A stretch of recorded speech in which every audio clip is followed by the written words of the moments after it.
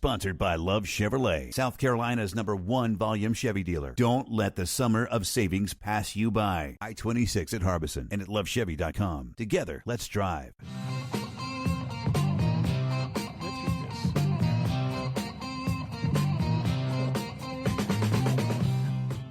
Okay, let's welcome in Mike Morgan. Morgan on the move. With us once again on Sports Talk. Good evening, Mike. How are you? I'm doing well. I just got off the phone with a Kenny Banya. He is the Deputy Athletic Director of Erskine College, and he was very offended that your show has not gone there yet. Kenny to cover the Erskine. Kenny Banya. Kenny Banya. He's been working out. He's huge, but he's also the Deputy Athletic Director, and he wants to know why you're not there to cover the club football team. A little bit offended, actually. Actually, Mike, Erskine has a Division II football team. And we will be at Erskine later on this month. We always go to Erskine. We've never missed Erskine on the Palmetto Pigskin Tour since Erskine started their football program. I also spoke to a Sid Farkas of Converse University. He was also a little put back. Who is this? Sid who? Sid Farkas, Converse University. I'm sure you're familiar with it, over there in Spartanburg. One of your great affiliates there, I know, is certainly listening, and they want to know when you're going to be covering their football slate. Well, they only recently started admitting men, right? Converse is now taking males, if I'm not mistaken. So in this day and age, I don't judge anything by gender, Phil. This is true. I'm all about the bottom line. That's true. Mike, I had no idea how big a Seinfeld fan you are. Thank you for catching that, because I knew Phil would. No. Are those Seinfeld names or something? They may or may not be Seinfeld names. But nevertheless, I can't be responsible for remembering every athletic director of every college. That's what you're there for. But I just want to make sure they're all getting the proper respect and coverage, and you're not playing favorites. No, sir. If you play football in South Carolina, you see the Sports Talk Pinto pull up in the fall, you know it's a big night. Okay. Well, that's good to know. It's a big night. Okay. Is there a cooking college in the Palmetto State? Is there like a Johnson and Wales? There is a Johnson and Wales in Charleston, I believe. Okay. Yes. Well, now I'm told they have a flag team 7-on-7, and they're waiting for their coverage. So if you could go ahead and make sure that they get the proper coverage there. I believe it was Mr. Lipman who called me and mentioned that. So please do what's right. And their end zone, don't play favorites. And their end zone has been painted by the guy who did the Snickers commercial for the Chiefs. Of course, they are the chefs. That's correct. Yes, they are the chefs. Yes. One thing about this show is everybody wants to be a comedian, but the listeners know there's only one funny guy on the show. Okay, there's truly only one funny guy on this program. Joshua Cohen. And we know who that is. I don't know that Josh has ever cracked a joke in his life. I think, Joshua, if you gave him 10 minutes on the stage at the Improv, he would crush it. He would absolutely kill the audience. He would come up with – he works a little blue. He's got some semi-offensive humor, but it's still funny, damn it. And I think you ought to give him that opportunity. I'll pass. Thank you. All right. To the reason you were so highly paid to come on this program. Yes. Basically, a week into camps around the nation, what are you noticing? What are you focusing on? Well, I mean, honestly, whether it's college football or training camp, first week of the NFL, I don't think you get a whole lot. I think everybody holds their breath. Like, you don't want a situation like Texas where you just lost your starting tailback, who happens to be one of the best tailbacks in the country.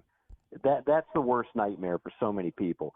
And what I always get a kick out of, and this goes back to when I was doing the Panther preseason games, and there was always that, well, do you play a guy, and if you play your quarterback, or if you play Steve Smith a quarter, and what if they take a big hit and they get hurt, and everybody will second-guess the coach for playing him in a meaningless game, or in this case, working the guys too hard in a college football practice. Most of these injuries are non-contact. they're soft tissue, it's rare that a guy goes out for the year because he took a bone-crushing hit by the strong safety on a blitz. I mean, that just doesn't happen very often. So a lot of it is just your body. Even if you're staying in the gym all year long, like, for example, if you're a wide receiver, you're probably not spending a lot of time running the route tree and making all those unique cuts and twists on your joints, your ACL, your LCL, your MCL. And so you see this so often. Guys are bigger, they're faster, and I'm not sure if that doesn't lead to a little bit more injuries when it comes down to it because, like I said, so many of these injuries have nothing to do with an opponent hitting them. Mm-hmm. Well, we already saw where Texas lost their standout running back Baxter to an ACL. And, I shouldn't bring up the name Baxter, right? Wasn't that your former That's pup? my dog that passed away, yes. But that's all right. I shouldn't have brought that up. But anyway, well, you shouldn't have. I his mentioned name. Texas running back. You obviously were listening intently. But I did mention the name, right? So I wouldn't have to suffer through the anguish of losing my dog. But thank you for both of those things. I'm sorry, I really didn't. We're off to a hot start. We really are, but that's a big blow for them. But no, it is. That's the one thing you don't want to see happen is a key player go down. Of course, then again, look, South Carolina last year, their opening game of the season, like the first play of the game, they lose their starting right tackle. And he's not back for almost the entire season. So it can happen very early in the season. You hate to see anybody go down. What do you make of Oklahoma coming into the SEC as far as, sort of a mixed reviews on them? Ordinarily, you would say Oklahoma, yeah, man, they're going to be right there at the very top playing for the championship. But, preseason poll, they were down a bit, as I recall. But what do you think? Is it Oklahoma? Are we just thinking about them based on their legacy, or does Brent Venables have a team good enough to come in and compete in the SEC? Well, let's not forget they won double-digit games last year and they beat Texas. Mm-hmm. So I think the hype is justifiable. And then Jackson Arnold, if he lives up to the billing, could be one of the better quarterbacks in the league. Now that's a big if. We don't know. Last year was Dylan Gabriel. That was a proven commodity, and he was able to provide what you needed. This is a guy that I think has more top-end potential. He's a better athlete, but we don't know if he's going to be ready for the moment. I mean, you could say that about half the quarterbacks in this league, including Lenora Sellers of Carolina. Yeah, there's going to be a lot of pressure on him. I mean, there's always an advantage when you've got a guy who's been there, done that. But they believe Jackson Arnold is certainly a next level quarterback, and they've got talent around him. And Jeff Levy Brent Venables is a guy that I think gained a lot of confidence from that fan. It was a rough year one, but he gained a lot of confidence last year, and now it's the SEC. I will say this. They have, along with Georgia and Florida, for my money, the most difficult conference schedules. I don't even think it's particular. Well, let's say it's not close. Well, Carolina certainly is up there too. Mm-hmm. But if you look at Oklahoma's schedule and you look at Georgia and Florida, I think those are the three toughest. I think Missouri is the easiest. So a lot of people are predicting Missouri to win a lot of games. I think part of that is if you start doing that schedule drill, you can't help but notice they draw the easiest teams in the league and they avoid a lot of the toughest ones. So that's always a huge factor in all of this. Sure. Mike, we all know, I think, that Billy Napier is on somewhat of a warm seat down in Gainesville, but you talked about his schedule. I think it may be the most difficult in the country, not just in the SEC. I get it, we're in the win now or you lose your jobs type situation, but with their administration, if they go let's say 6-6 or even 5-7 with that schedule, I mean, would they take that into consideration, or do you think he still has to win and win fairly big to keep his job? Well, just guessing here, but you got to remember that the guy that hired him is your AD. He's also the guy that hired Dan Mullen. He doesn't want to have to make another coaching change. I think he's going to give Billy the benefit of the doubt if they're respectable. If they beat Miami in week 1, there's the potential to get off to a good start. Where that schedule turns into a nightmare is the back half. Right. It's like the back half is brutal. But if they lose to Miami in the swamp in week 1 and all that negative energy continues and they play some sloppy football, which they played a lot of last year, then that just tends to have a snowball effect. But I certainly think the AD really wants to make sure he can hang around at least another year. Mike Morgan on the move with us here tonight on Sports Talk. Phil live on the Palmetto Pigskin Tour up in Greenville at Furman University. We'll hear from the Paladins just after the top of the hour. Shift gears a couple of moments. Mike, you mentioned the NFL. Of course, preseason games underway. As a matter of fact, the Panthers will have their first dress rehearsal tonight here in about 20 minutes at New England. Is there any reason for optimism in Charlotte this year, in your opinion? Oof. They play in the worst division in football. That hasn't changed.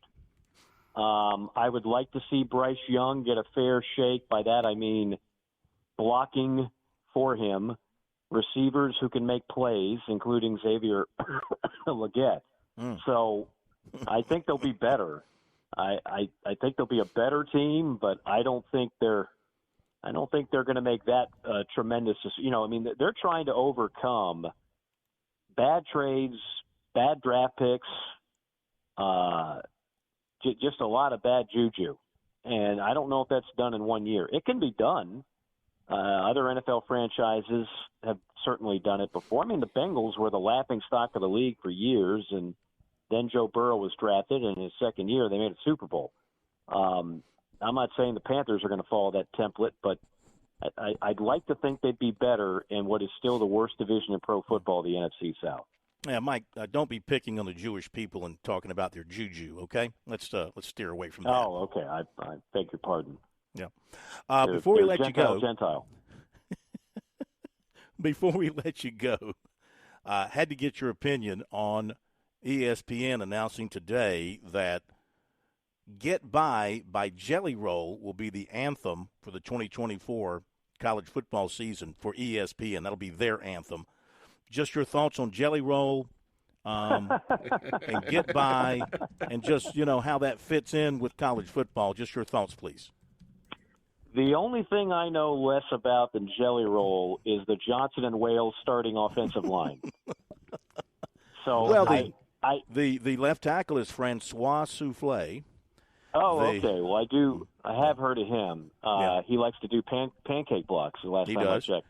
The tailback is Greg Benedicts. As in Egg Benedict. Yeah, I got it. Yeah. Shall I continue? Okay. Or? I hope not. No, I honestly don't know the song. Now, if you played the song, does your producer have the ability to play the song? He does. Can we get Joshua to play the song? What song? I'll tell you if What's it's the any name? good. "Get By" by Jelly Roll. By Jelly Roll. The anthem. I guess I didn't know ESPN needed an anthem.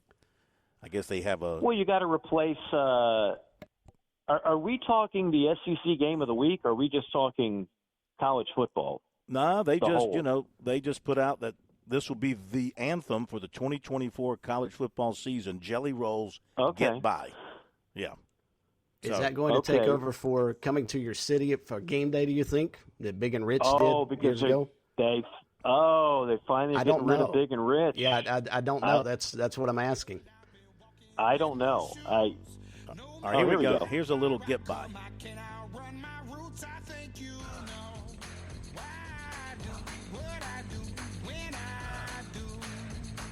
I happen to like Jelly Roll.